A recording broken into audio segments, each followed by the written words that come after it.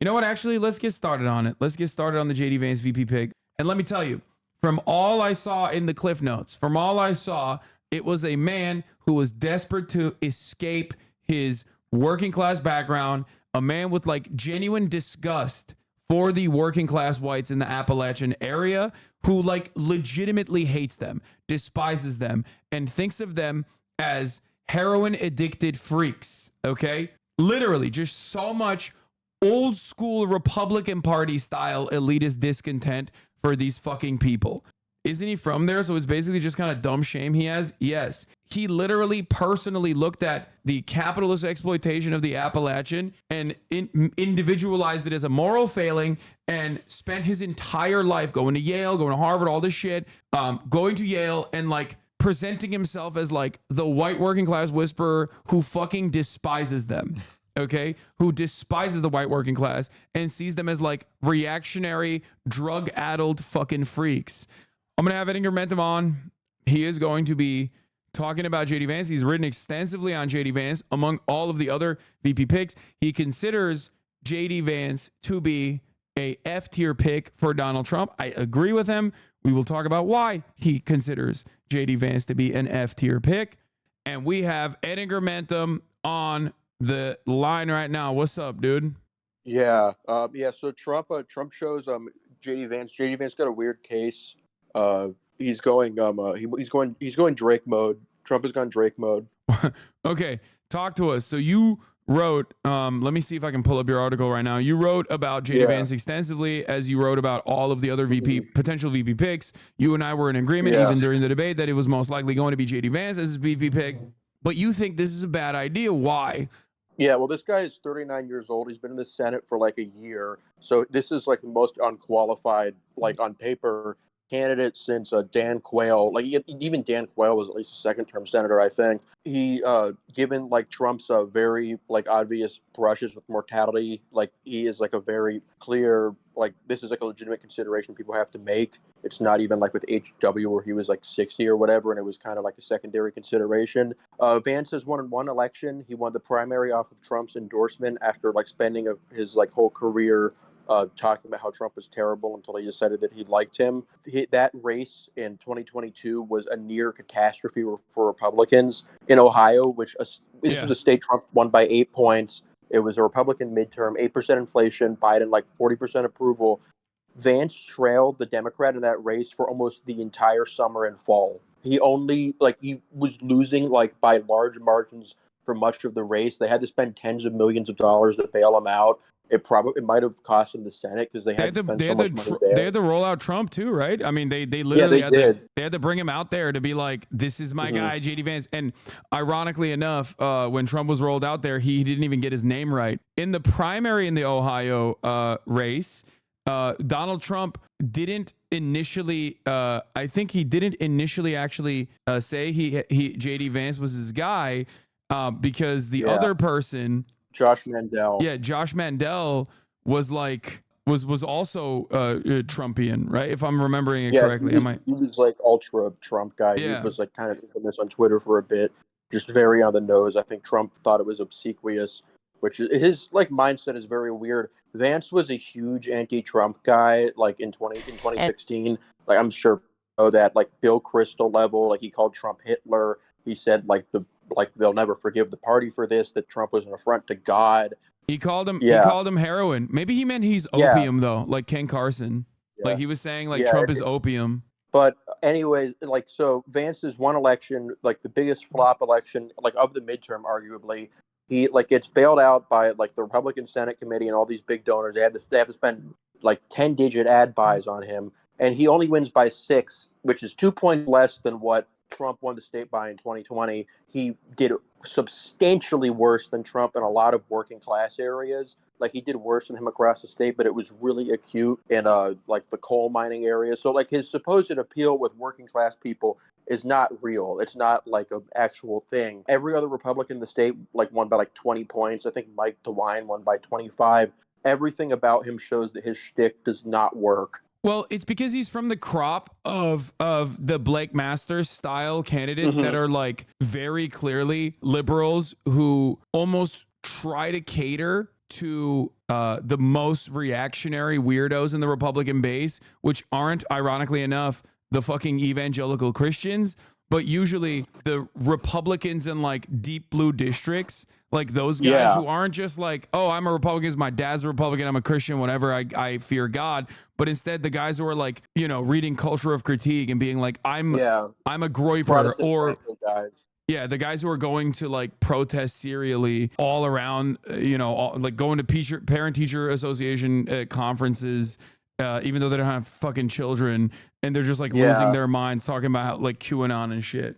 It's gonna be, I mean, they're gonna hit Donald Trump on the same issues that like I've already brought up. I brought it up yesterday, even, where it was gonna be JD Vance, and like JD Vance did this thing where like the Ben Shapiro type narrative where, you know, it's Joe Biden's like really violent rhetoric, words are violence. Joe Biden's really violent rhetoric is the reason why Donald Trump was shot at by a registered Republican 20-year-old. Yeah, just the worst instincts possible. Because like, if you are trying to actually benefit from those kinds of shootings, you do not politicize it. The whole point is that you can look like an apolitical victim. You're not trying to like make this into another example of how much Biden sucks. People already hate Biden. You've won that battle. He's just a debate nerd. He feels like he has to get every point in.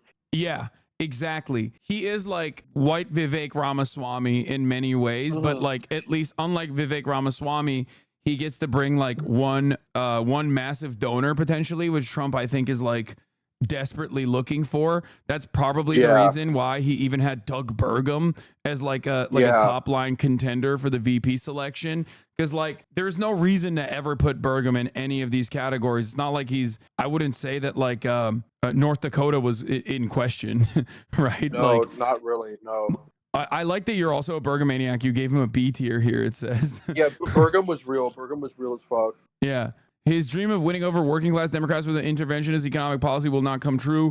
Voters simply do not view politics along those lines. Insisting on it may make him feel better about himself, but it only confuses people and diminishes appeal. This, along with his slimy Silicon Valley background, is why he was one of the worst performing GOP Senate nominees in 2022. Let's talk about why you think Trump picked JD Vance regardless. Is it actually Don Jr. in his ear? I thought he would have done better off with like a moderate person, maybe even a woman specifically, to like try to neutralize some of this abortion stuff. Yeah, Stefanik would have been a really good pick. I was always a little worried about that. I thought that would have just been unambiguously strong for him. I don't really know why. I mean, it's like, oh, she's a flip-flopper also. She used to be a moderate Republican. This guy literally called you Hitler. I think he's just sexist. I think that's what it is. It makes sense. So do we think that this like brings back Peter Thiel into the question? Because like one big donor, Mercer, did kind of carry him across the finish line in the primaries, and then even helped him out quite a lot in the general election. So I feel like he's open to that sort of thing. Like he's not he's not Thiel, anti one big guy who will back him. Yeah, Thiel I think is really kind of strange about this stuff, but he is very close with Vance. Vance is part of that shitty little subculture that he funded. Like Vance went on like the weirdest fucking podcast of all time, like back in the day. Like I think there are so many ways I think you could get him kicked from the ticket if you spin it the right way. Like he was on all these like obscure Reddit like post left shit. It was just like, I mean, Twitter post left stuff. It was just, I mean, I don't like know to what extent he really needs the money, because like that like story about him being broke is a little old news, because he made a lot of money off of the conviction. I'm imagining that he made a lot of money off of the shooting too. That was probably went crazy for him. And Biden is having all of his funds frozen by donors who want to kick him out of the race. Yeah, Vance, despite JD Vance's like very short political career so far, he has an unimaginable bounty of attack ads ready to go. Yeah. Calling Trump Hitler, suggesting people in violent marriages shouldn't get divorced, saying like being far right on the issue of abortion. There are a lot of attack aspects here against JD Vance. I mean, he's also unimaginably uncharismatic and has genuine disdain for the white working class, despite the fact that he tries to hit the populist narratives. Like he tries to do a Josh Hawley, which is yet another guy. That's another fucking dude that's like so obviously crafted in a laboratory to just present themselves as this like real champion of the white working class. Like Hawley even went to like a picket line, I'm pretty sure, right? Like, I mean, he was like, try-harding it like crazy. Yeah. We'll see what happens, but thank you, Edgar Mentum, for taking some time out from your vacation to come on and talk about your favorite candidate, JD Vance, Donald Trump's current VP he got a pick. weird case while he's still around. We're gonna Eagleton him. I know that the head developer of TNO and we got like the receipts. We're gonna take him out. All right. Yeah. Well, have a good one. Thank you for coming on. Yeah. Bye. Edgar Mentum, everybody. You can see his Substack where he writes about the American elections. That's what I've been saying, dude. People are going to get tired of hearing it. Trump will get clips saying some insane shit. Everyone will remember he deserved to get shot at. No, dude. Here's the thing. One poll has come out post-assassination attempt, and it's like virtually unchanged. Donald Trump is at 44. Biden is at 42. Nothing has changed thus far. Why? Because Americans' opinions are so firm on this rerun. American opinions on both Joe Biden and Donald Trump are firm. Now, I think that it will still change the dynamic as more people start paying attention, but it's entirely reliant on how Biden communicates and how Trump communicates. How Biden communicates going forward and how Trump communicates going forward is going to be a make it or break it. If Donald Trump hits this unity shit and he just like tries to present him as more moderate while the Democrats are trying to play fair by not talking about Donald Trump at all, it's going to be devastating. Exactly. So ultimately the VP pick by Trump doesn't really matter, right? The VP pick always is relatively inconsequential. The VP pick usually, unless it's like Sarah Palin and, you know, you take a shot in the dark on right-wing populism with a candidate that's like relatively moderate, it's oftentimes not that consequential. I don't think Vance brings in any additional votes. I don't even know if Vance is going to make Trump seem more moderate, but Vance is going to do whatever the fuck Trump wants him to do. So if Trump wants him to go moderate, he'll go moderate. Trump wants him to go extreme, he'll go extreme. So you're saying Vance is not utterly insane? No. JD Vance has no unique or independent convictions beyond the fact that he is the bloodless sociopath, Silicon Valley, elite educated, rich guy masquerading as salt of the earth, as Alex Press correctly points out. He's just a regular run-of-the-mill grifter. JD Vance praises Project 2025 4 days ago. That actually makes a lot of sense as well, because he's like exactly the type of person that loves that Heritage Foundation shit. All right. Let's look at JD Vance's background a little bit further. Trump has shaped in his image. By picking Vance, Trump is showing he's doubling down on this MAGA agenda. It's a full-throated, populist, national conservative ticket. I think one of the funniest things about JD Vance is that the liberals made him. Like, literally. Liberals made this man. And because liberals made this man, the liberals can break this man. And they will. Like, he has so much shit on his background, like starting off with calling Trump Hitler. Oh God, he is just wide open. Ohio and making it to Yale Law School. It was a smash hit and became a Ron Howard directed movie in 2020. I know I could have done better, but you got to decide. Yeah, this is perfect. He's such an ugly baby. He was an ugly child, which was reflected in the Netflix special. We're trying to paint this white national. This is why he has a beard, by the way. Look at him. Look at him. He looks like he wants chocolate. No beard. He is like the classic young Republican archetype where it's like, is this guy 45 or 14? I can't tell. Look at this Augustus Gloop looking ass motherfucker, dude. When Vance launched his campaign for the Senate in 2021, his stance on Trump underwent a big shift. He even described himself to me in one interview as a flip-flop flipper on Trump, saying that he had similar policy views but was against Trump as a person until he realized that Trump was advocating for the policies that he supported. For Senate. What does that even mean? Like, so you're stupid? So you're saying that you're dumb? No, you're just a two-faced little bitch. Vance was one of several pro-Trump candidates in the primary.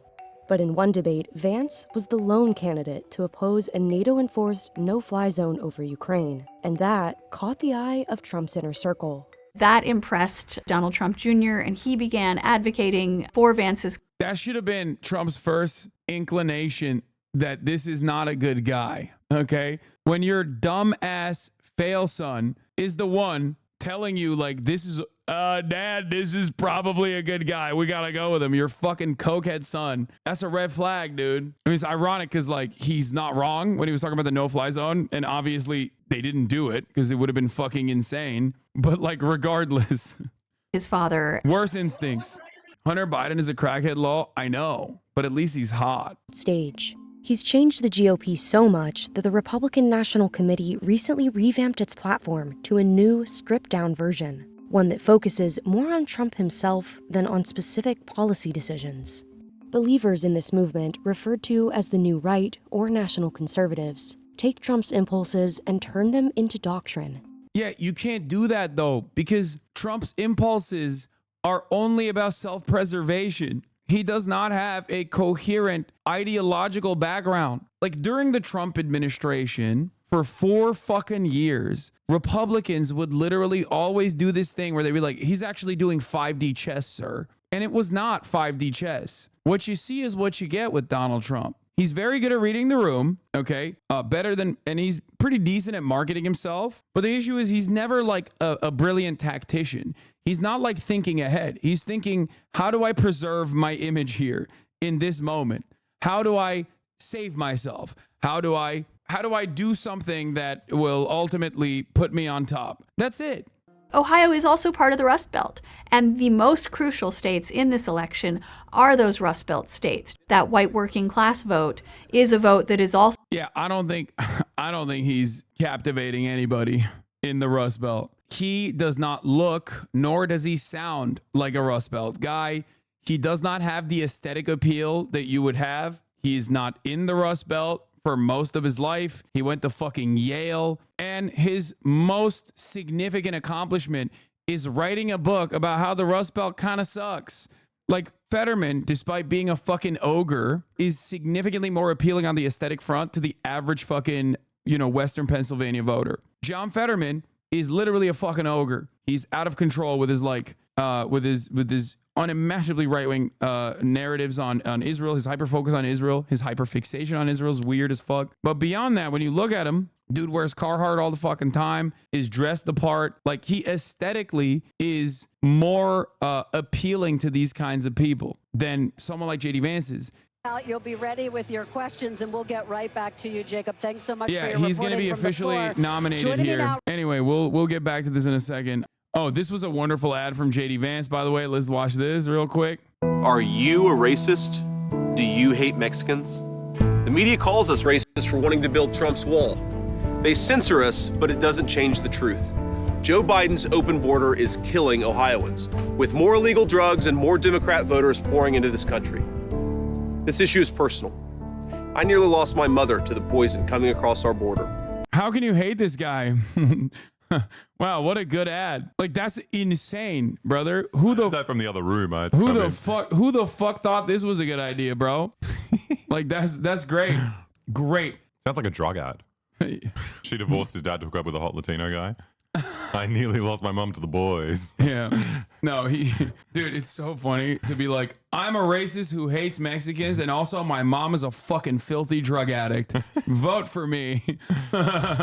The investment banker, author, and now politician built a career for himself on the idea that he's a man of the people who just so happens to have been successful and gotten rich. I think that those of us who are lucky enough to have had the life that I've had have a certain responsibility to not completely forsake the people. He's so fat, dude. He looks plump. He looks like he's a not cherub. fat in like a cool way. He's not fat like in a JB Pritzker or even in a Trump style way. He's just like fat in the worst way possible. Well, it looks like he's been attacked by bees. Why do you hate fat so much? No, first of all, I love people going, oh, we're fat phobic now. No, you don't understand. My favorite politicians are literally, most of them are fat. Okay. They're big boys. They're chubby boys. He, on the other hand, is like not fat in an appealing way. He doesn't have that big boy status. He just looks like a plump child. Okay, it's not good. He looks like he'd be on the wrappers for like a Kinder Surprise or something, like a nice German kid. Yeah, exactly. He just looks like he needs chocolate. Uta. Yeah, like there. All I can see is people wanting to grab him, do selfies with him. Like I said, he's from the Rust Belt.